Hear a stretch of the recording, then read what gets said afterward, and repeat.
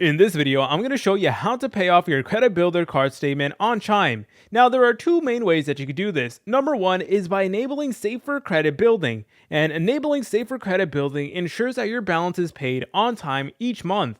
Now, there is another way that you're able to pay it off as well. So Chime also does give you the option to make manual payments as well. So to do this, you're going to need to go to your profile, then you need to select on account details. From there, you'll need to tap Safer Credit Building under the Credit Builder card. So let me go ahead and show you how to do that in the app. So what you want to do is you want to go to the bottom menu, select over here where it says Profile, then you want to scroll down, and then over here, we're able to see Account Details. So just press on that.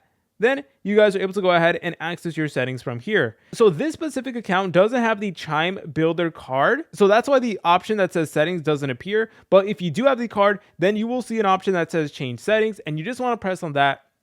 And then from there, you want to tap turn off safer credit building for now. And then you need to tap on turn off one more time. Then you need to tap to make a payment under the balance owed.